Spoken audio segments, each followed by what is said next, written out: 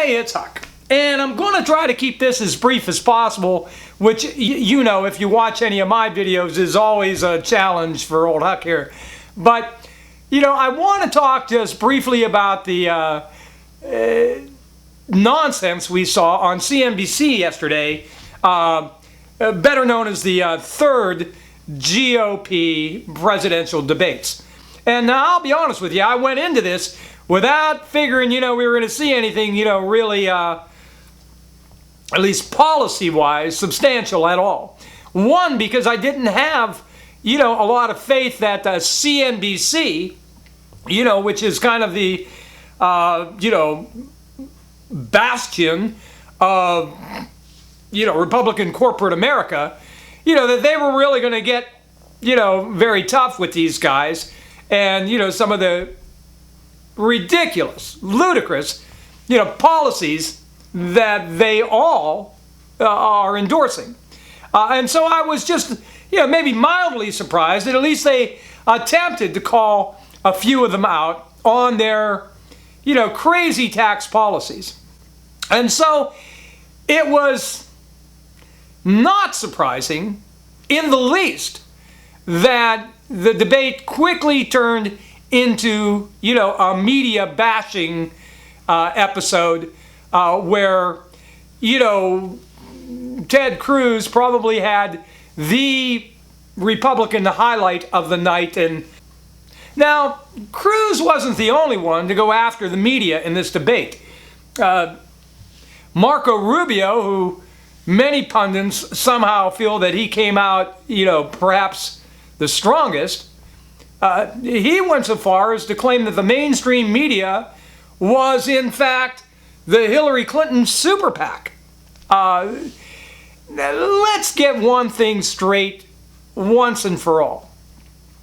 And this is no secret. I mean, most Democrats understand this, if not most progressives. And that is the fact that there is absolutely, in this day and age, after, you know, nearly 40 years of Republican, you know, tax policies that benefit, you know, the very, very wealthiest people in this country. I mean, I'm talking about the 0.1% that has earned greater wealth in a shorter period of time than any group of humans in human history. How they can, you know, on top of the reality of that, in the face of a $18 trillion debt and growing, how they can now unanimously, and I'm talking about every single GOP candidate, unanimously calling now for additional tax cuts to these most obscenely wealthy. And in addition to that, calling for equally obscene tax cuts for corporations, many of which are paying little or nothing, despite what they all lament as the highest, you know, corporate tax structure in the developed world. The truth is, virtually nobody pays that 35% tax because of all of the 73,000 pages of tax code, you know, written basically by corporate lobbyists to assure that they don't pay anything close to that. So, you know, the whole, I mean, one of the candidates is even calling for absolutely no investment tax whatsoever.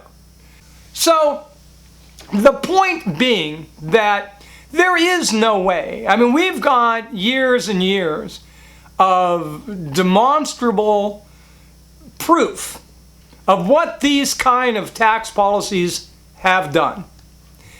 By giving away, you know, all of this tax revenue to the people who least deserve it, puts, you know, obviously great strain on our budget to try to do the things that must be done, like pay down the debt, or morally need to be done, like, you know, continue payments that are paid for by Social Security and Medicare beneficiaries.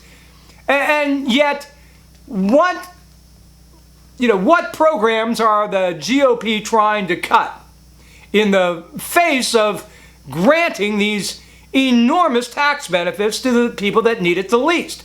Of course, they're going after the most vulnerable people in our society, senior citizens who rely on, approximately $15,000 a year on Social Security and have little or anything else at their disposal.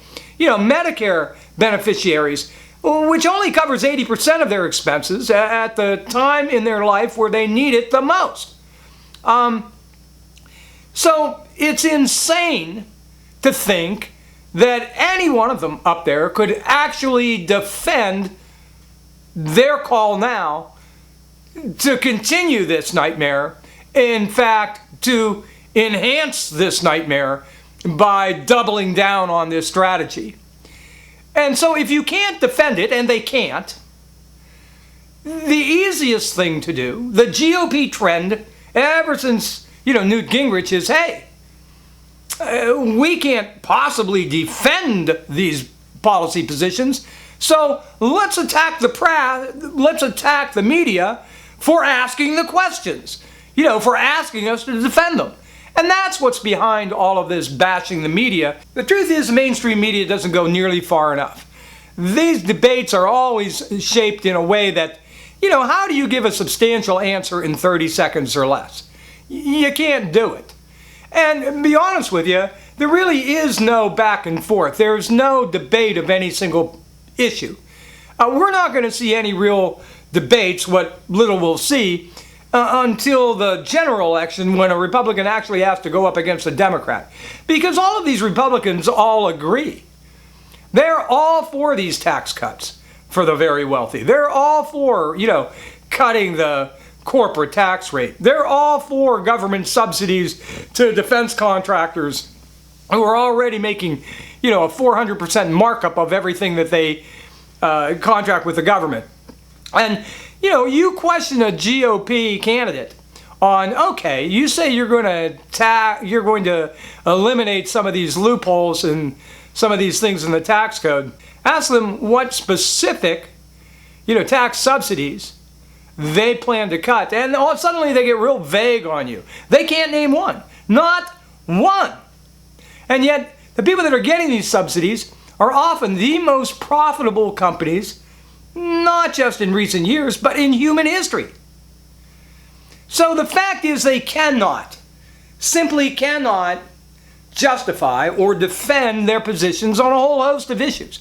The one issue that got any real honest debate in the entire 2 hours was an exchange between Chris Christie, who was trying to defend the indefensible, and Mike Huckabee, who on at least one issue was telling it like it is. And that was, their exchange over Social Security and Medicare, where Huckabee was saying, the American people have been robbed. There should be, $2.5 trillion in the Social Security Trust Fund. And we can't come back now and tell these people that, hey, we can't afford this even though we spent the money that you've already paid in. And so we're going to make these major cutbacks on you. That's breaking a contract with America. It's not right. And he said so. And then you had Chris Christie saying, oh, well, it's time that we're honest with Americans, and there's no way we can continue these programs unless we drastically, curtail the number of people that are collecting them. His idea, and most of the candidates on stage there last night will tell you that if not eliminating these programs, then at the very least, they're going to make it much, much harder for people to collect them, or at least live long enough to collect them. Let's extend the age before you collect benefits to 70.